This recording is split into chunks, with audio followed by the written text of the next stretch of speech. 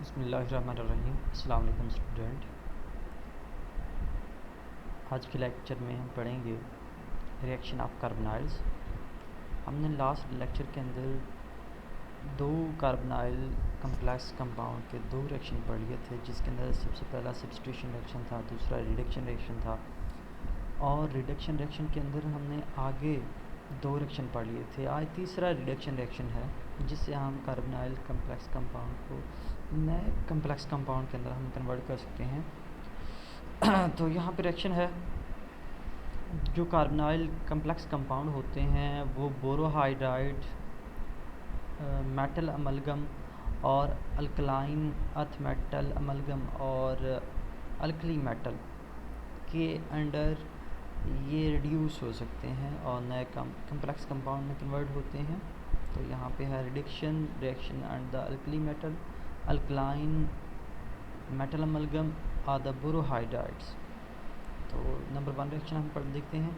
सबसे पहले ये रिएक्शन है कि di cobalt octa carbonyl complex compound जब रिएक्ट करता है सोडियम अमलगम के साथ in the presence of tetrahydrofuran. तो यहाँ पे हमारे पास सोडियम टेट्रा कार्बोनाइल कोबाल्टेट एक हमारे पास कम्प्लेक्स कंपाउंड बन जाता है, जिसके अंदर सोडियम पॉजिटिव मेटल होती है, यानी कि रिएक्टिव मेटल होती है, और जो हमारे पास कम्प्लेक्स आयन बनता है वो नेगेटिव फॉर्म लेता है।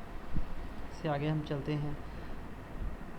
डाई मैंगनीज डेका कार्बोनाइल जो कम्प्लेक्स कंपाउंड है जब रिएक्ट करता है सोडियम अमलगम के साथ in the presence of tetrahydrofuran, तो वहाँ पे सोडियम पेंटा कार्बोनाइल मैग्नीटाइट हमारे पास मैग्नीटेट हमारे पास यहाँ पे एक कम्प्लेक्स कंपाउंड बनता है, जिसके अंदर सोडियम मेटल फिर ये रिएक्टिव मेटल है।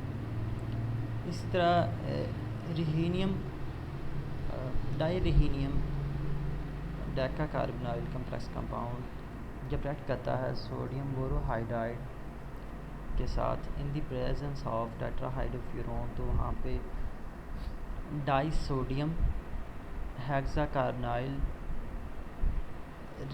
टेट्रा रिहीनियम रिहीनिएट हमारे पास एक कंपाउंड बनता है।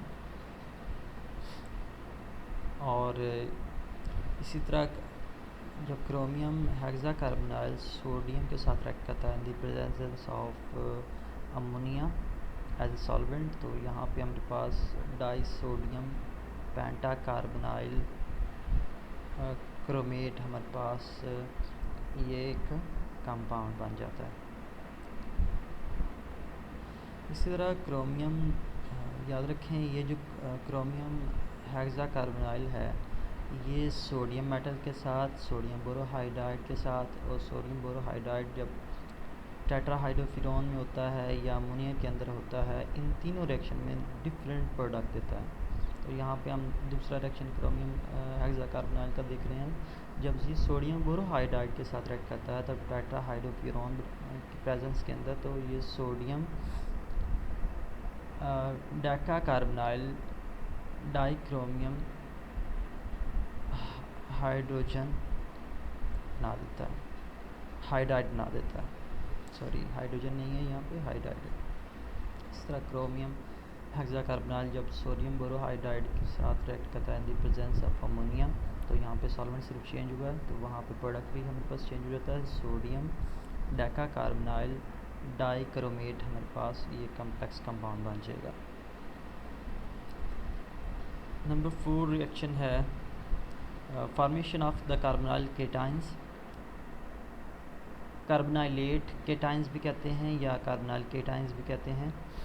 तो ये पॉजिटिव आयन किस तरह बनते हैं, इसके लिए दो मेथड हैं। पहला मेथड है by the protonation of carbonyls from the strong acid, यानी कि प्रोटॉन स्ट्रॉन्ग एसिड से आता है जब कार्बोनाइल के साथ रिएक्ट करते हैं एसिड, तो वो वहाँ पे हाइड्राइड हमारे पास बना देंगे, और उन हाइड्राइड के अंदर एक ऐसा हमारे पास चार्ज हो जाएगा जिसके अंदर वो जो कार्बोनाइल कम्प्लेक्स कंपाउंड है, जिस तरह यहाँ पे नीचे दिया हुआ मैं इसे दिखाऊंगा तो कार्बोनाइल कम्प्लेक्स कंपाउंड है उसके ऊपर पॉजिटिव चार्ज आ जाएगा, इस वजह से वो कार्बोनाइल केटाइन की फॉर्म में चला जाएगा। तो यहाँ पे हम आते हैं आयरन टेट्रा कार्बोनाइल जब स्ट्रॉन्ग मिनरल एसिड HCl के साथ रिएक्ट करता है in the presence of boron tetra trichloride, तो यहाँ पे हमारे पास एक कम्प्लेक्स आयन बनता है, कम्प्लेक्स कंपाउंड बनता है जिसके अंदर दो पॉजिटिव और नेगेटिव आयन हैं, दो यानी कि आयन हैं। तो जो पॉजिटिव आयन है वो आम तौर पे किससे बनता है, जो हमने कम्प्लेक्स कंपाउंड लिया होता है उसकी प्रोटोनेशन से बनता है। तो यहाँ पे देखें एक हाइड्रोजन यहाँ पे ऐड हुआ है, प्रोटोनेशन हो चुकी है और कंपाउंड वही है। एक प्रोटॉन ऐड होने की वजह से यहाँ पे 1 पॉजिटिव चार्ज आ गया है और जो इस एसिड में क्लोरीन थी वो बोरोन ट्राइक्लोराइड के साथ रिएक्ट करके बोरोन टेट्राक्लोराइड नेगेटिव आयन बना चुकी है। ये जो प्रोटोनेशन है इसको हम स्टडी कर सकते हैं NMR स्पेक्ट्रोस्कोपी से, न्यूक्लियर मैग्नेटिक रेजोनेंस स्पेक्ट्रोस्कोपी से। इससे आगे है number 2 reaction formation of carbonyl halides. तो जिस तरह हमने कहा है कि हम 3 रिएक्शन से हम इसे स्टडी कर सकते हैं, पॉजिटिव आयन किस तरह बनते हैं। तो यहाँ पे हम देखते हैं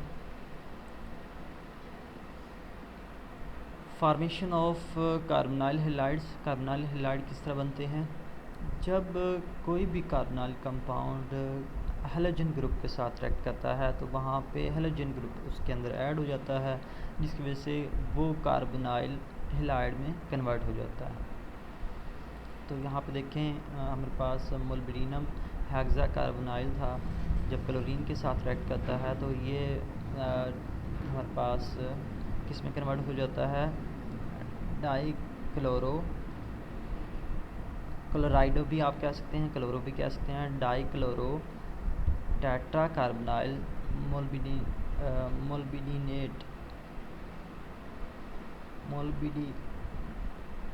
मोल्बिडिएट इसमें कन्वर्ट हो जाता है। इसी तरह अगर यहाँ पे देखें तो डाई मैंगनीज हेक्सा कार्बोनाइल है, जब ब्रोमीन के साथ 120 डिग्री सेंटीग्रेड के ऊपर रिएक्ट करता है तो यहाँ पे ब्रोमीन से एक बोरोन जो हमारे पास आयन होता है इसके अंदर ऐड हो जाता है और कार्बोनाइल हैलाइड्स कम्प्लेक्स कंपाउंड बना देता है। तो यहाँ पे देखें तो यहाँ पे क्या बन गया है,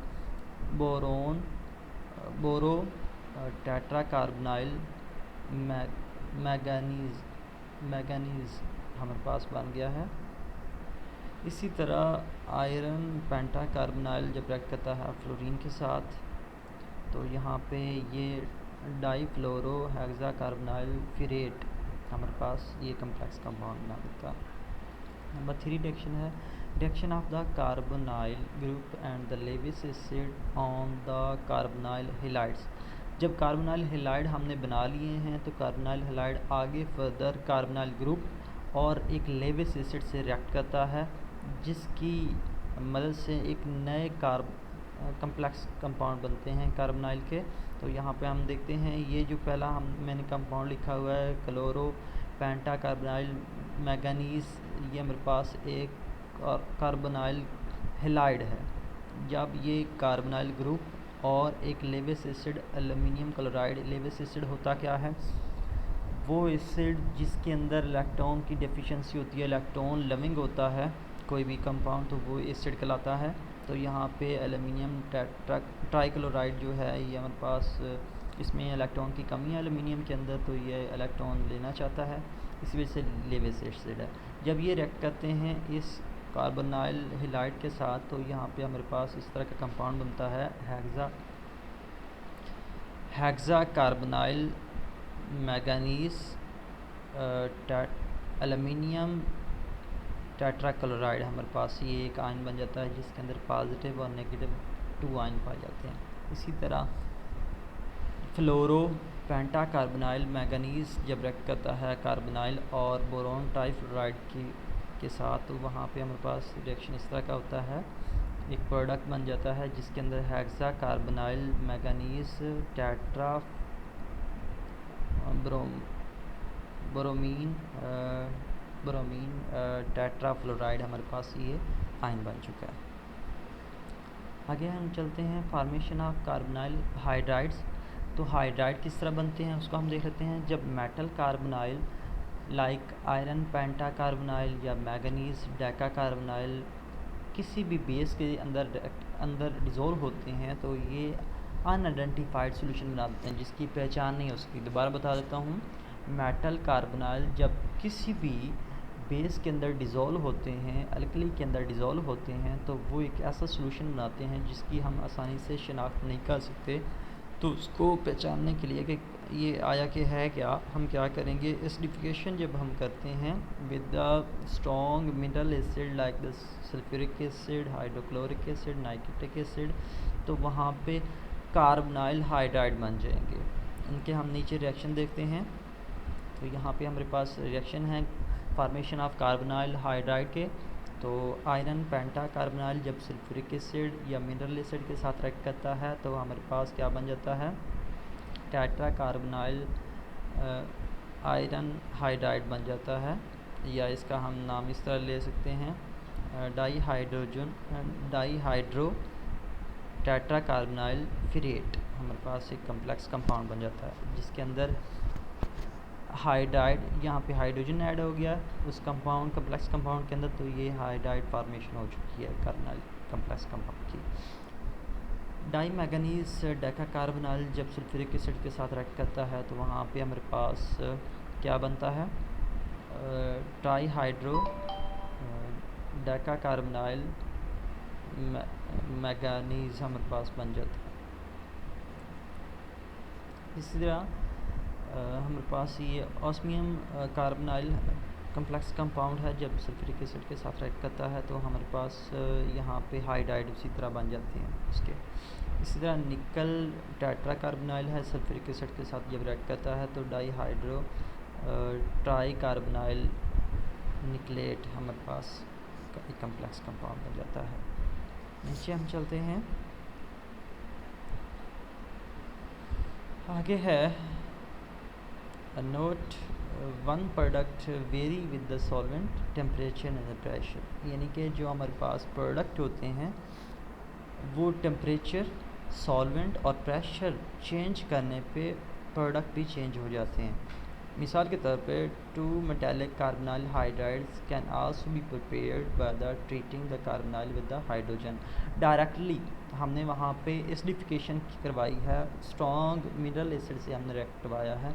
अगर आप स्ट्रॉन्ग मिनरल एसिड से एसिडिफिकेशन नहीं करवाते हो मेटालिक कार्बोनाइल की, तो आप क्या करें, directly high temperature high pressure पे हाइड्रोजन गैस को मेटालिक कार्बोनाइल कम्प्लेक्स कंपाउंड के साथ रिएक्ट करवाएं तो वहाँ हमारे पास हाइड्राइड फार्मेशन हो जाएगी। जिस तरह यहाँ पे है डाई मैंगनीज टेट्रा कार्बोनाइल जब हाइड्रोजन के साथ रिएक्ट करते हैं at 200 degree centigrade and the 260 atmospheric pressure, तो वहाँ पे हमारे पास हाइड्रो पेंटा कार्बोनाइल मैंगनीज एक कम्प्लेक्स हाइड्राइड बन जाता है।